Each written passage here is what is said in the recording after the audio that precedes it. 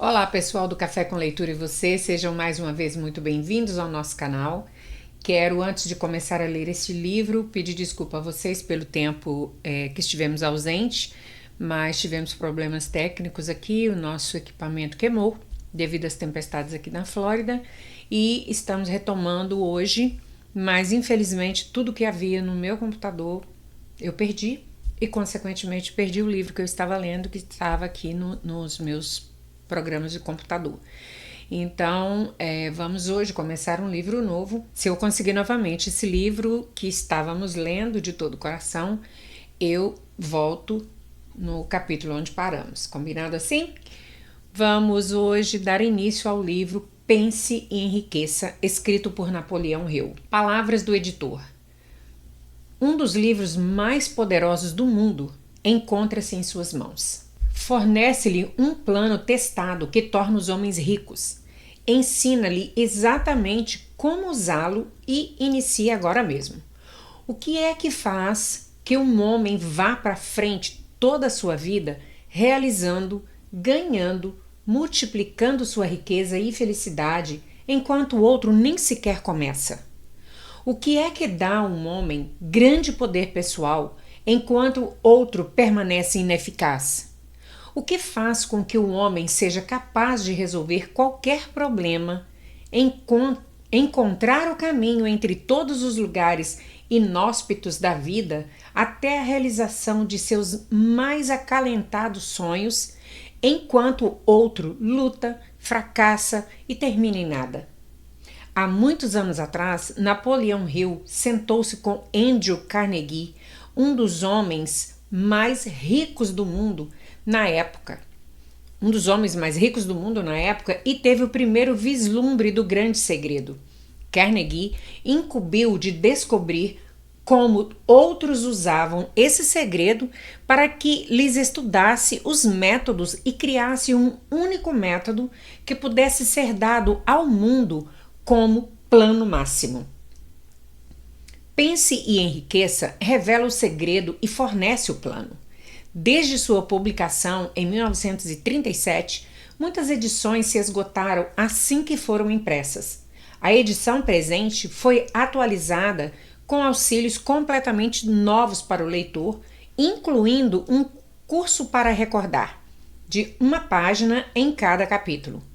Aqui está finalmente o meio seguro de vencer todos os obstáculos, realizar qualquer ambição, atrair sucesso como se viesse de um rio eternamente fluente.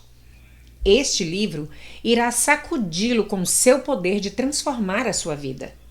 Logo saberá por que certas pessoas adquirem pilhas de dinheiro e felicidade, pois você será uma delas. Prefácio. Em todos os capítulos deste livro, menciono o segredo de ganhar dinheiro, que trouxe fortunas a centenas de homens muito ricos, homens que analisei com cuidado durante longos anos. O segredo foi trazido à minha atenção por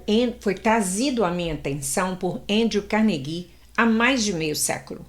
O sagaz e adorável velho escocês o jogou para mim descuidadosamente quando eu não passava de um garoto.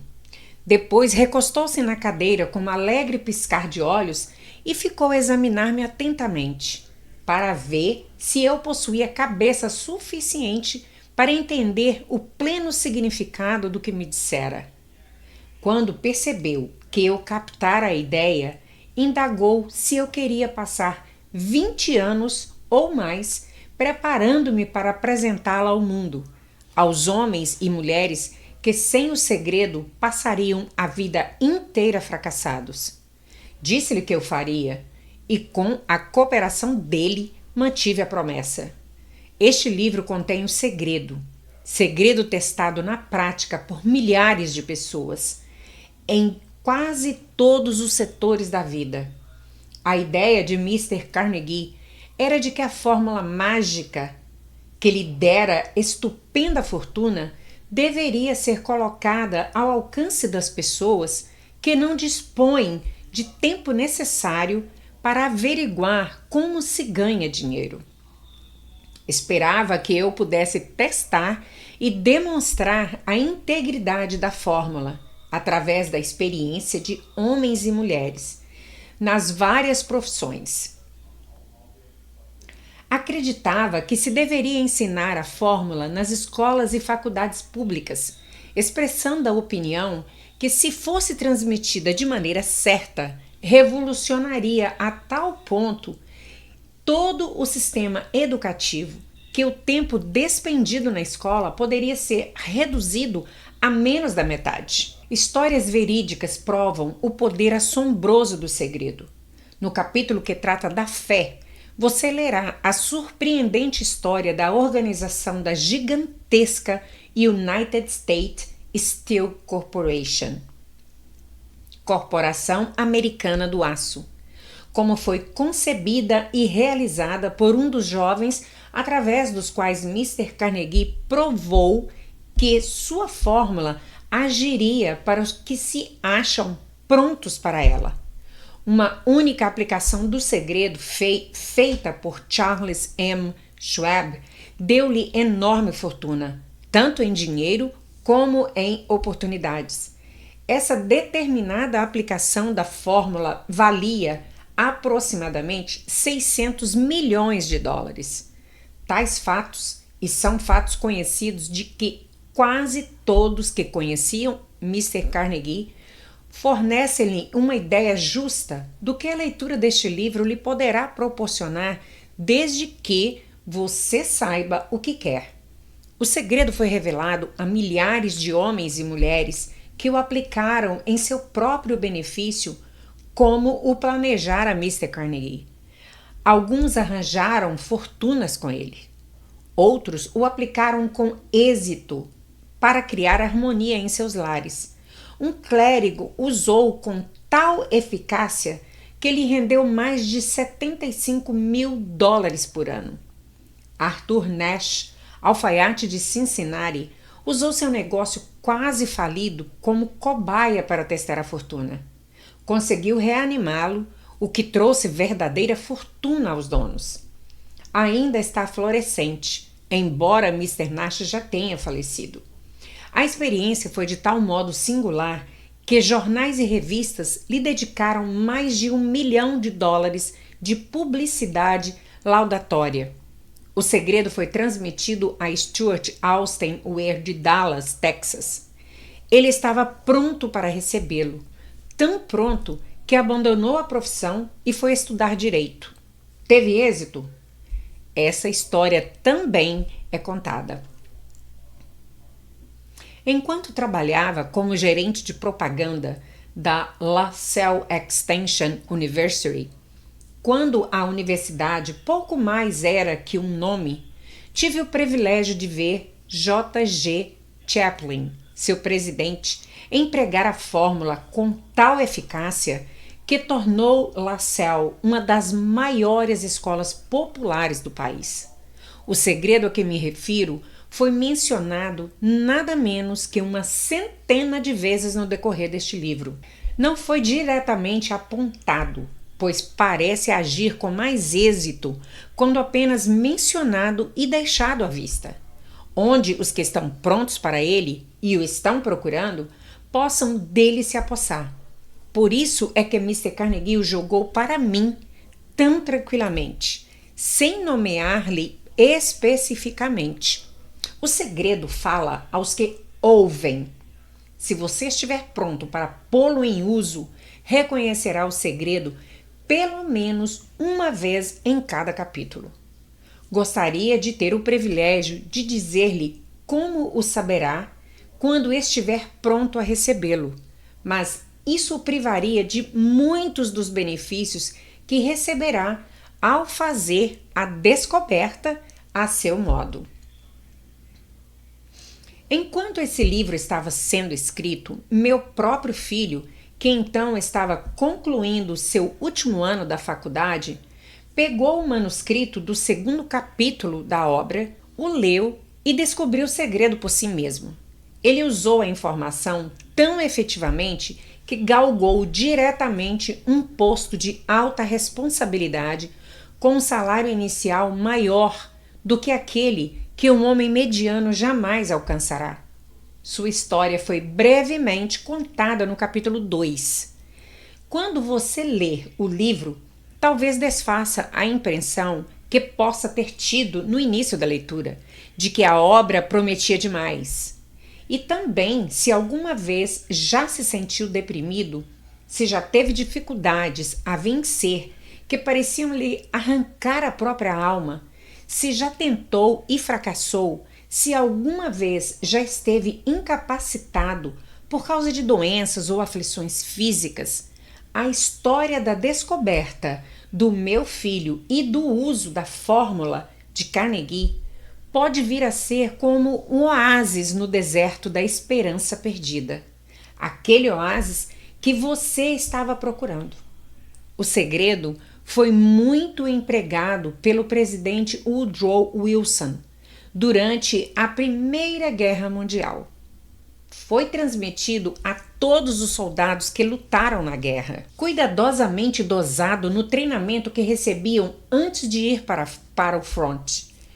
Contou-me o presidente Wilson que ele foi um forte fator na tarefa de angariar os fundos necessários para a guerra.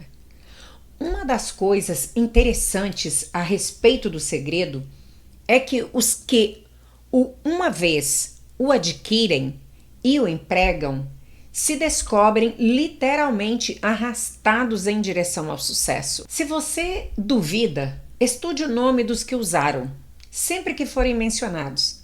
Examine você mesmo o histórico dessas pessoas e convença-se.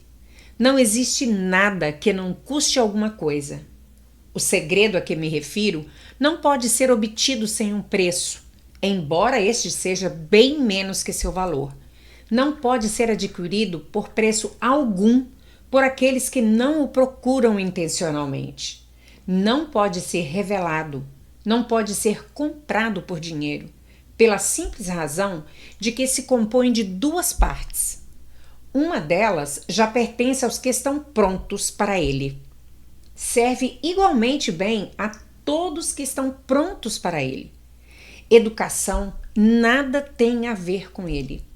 Muito antes de eu nascer, o segredo foi ter as mãos de Thomas Edison e ele o aplicou com tanta inteligência que se tornou o maior inventor do mundo, embora só tivesse tido 3 meses de instrução. O segredo passou para Edwin Burns, sócio comercial de Edison. Usou com tal eficácia que, embora na época só ganhasse $12.000 por ano, acumulou respeitável fortuna, aposentando-se enquanto ainda jovem. Você encontrará essa história no começo do primeiro capítulo. Irá convencê-lo de que a riqueza não está além do seu alcance, que você poderá ser ainda o que deseja ser, que dinheiro, fama, reconhecimento, felicidade podem ser de todos aqueles que estão preparados e decididos a receber tais bênçãos. Como é que sei dessas coisas? Você terá a resposta antes de terminar o livro. Poderá encontrá-lo no primeiro capítulo ou na última página.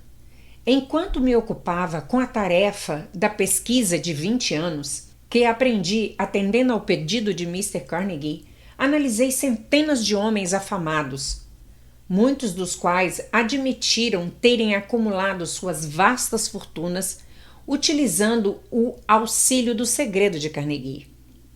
E entre eles estão Henry Ford. Nunca conheci ninguém que, inspirado a usar o segredo, não atingisse sucesso notável na carreira escolhida. Jamais conheci alguém que se distinguisse ou que acumulasse riquezas de monta, sem estar de posse do segredo. Desses 2 fatos, tira a conclusão de que o segredo é mais importante como parte do conhecimento essencial para a autodeterminação que qualquer outro que se receba através do que é popularmente chamado de educação. O que é educação, afinal? Isto foi respondido pormenorizadamente. O momento decisivo em sua vida, em algum momento, à medida que você lê o segredo a que me refiro, saltará da página e se colocará ousadamente diante de você, se você estiver pronto para recebê-lo. Assim que aparecer, você o reconhecerá. quer capite o sinal no primeiro, quer no último capítulo. Pare um momento quando ele se apresentar e faça um brinde, pois a ocasião assinalará o mais importante ponto de mutação da sua vida. Além disso, lembre-se, no decorrer do livro, que ele trata de fatos e não de ficção, sendo seu propósito transmitir a grande verdade universal pela qual todos os que estiverem preparados possam aprender não apenas o que fazer, mas como fazê-lo.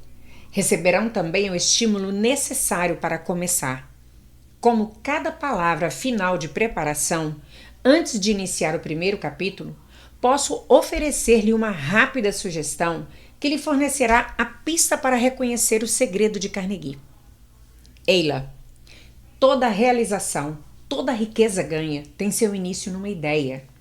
Se você estiver pronto para a revelação do segredo, então você já possui metade dele.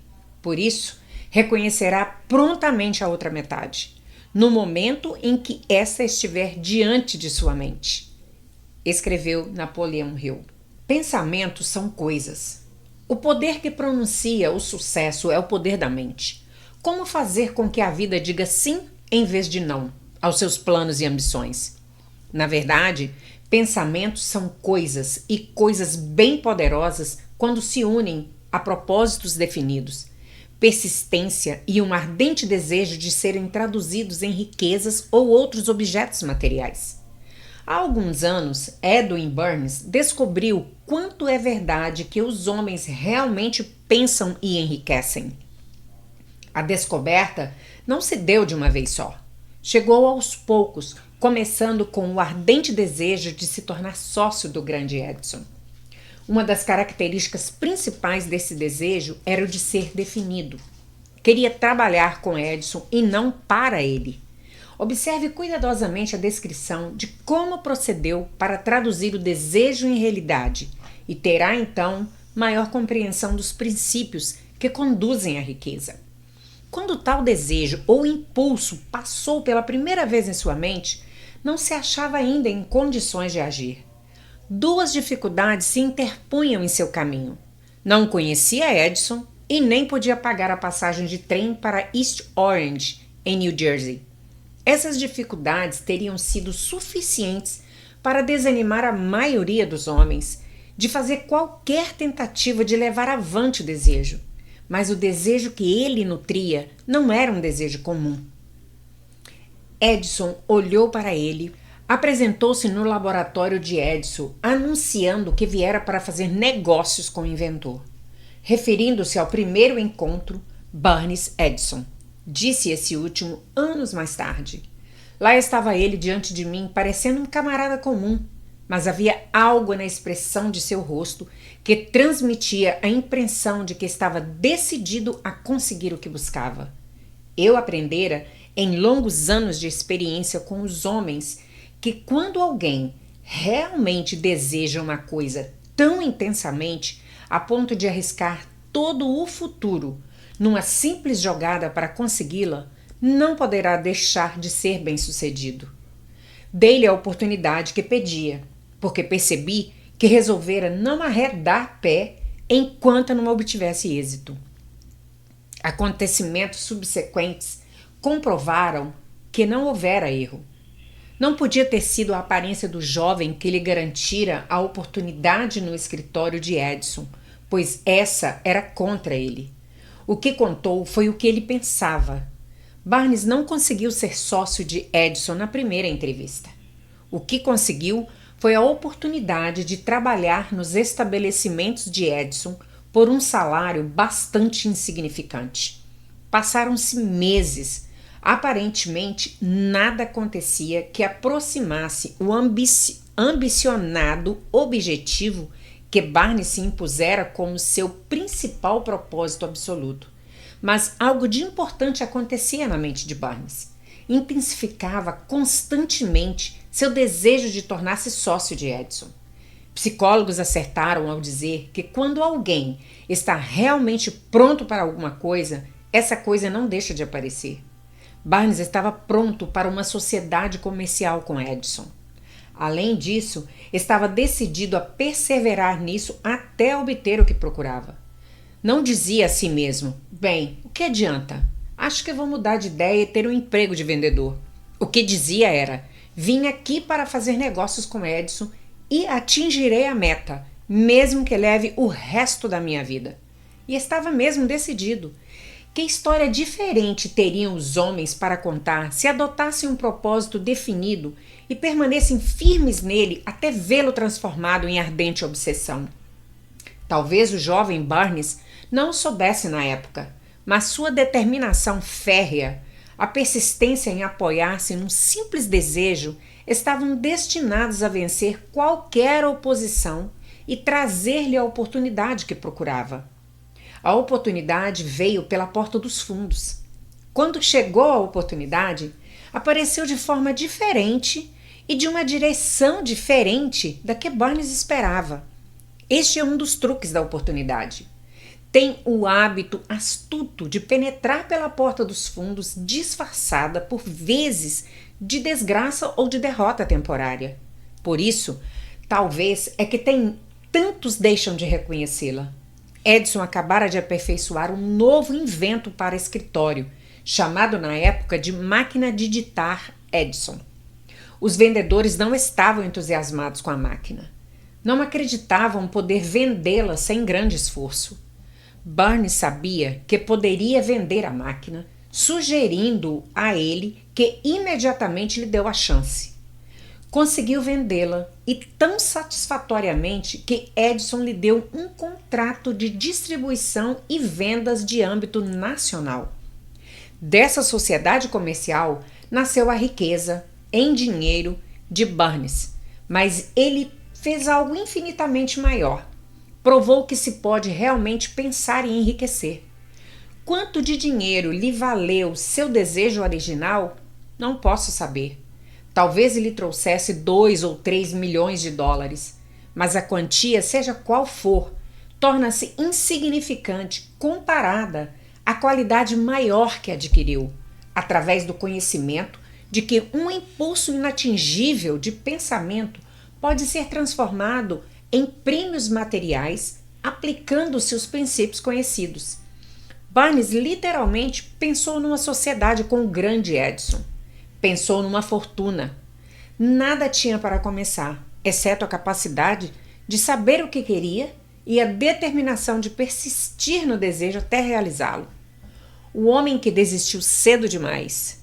Uma das causas de fracasso mais comuns é o hábito de desistir, quando se é acometido de derrota temporária. Todos são culpados desse erro, numa ou noutra ocasião. Um tio de R.U. Darby foi atingido pela febre do ouro, nos dias da corrida do ouro, e lá se foi para o oeste para escavar e enriquecer.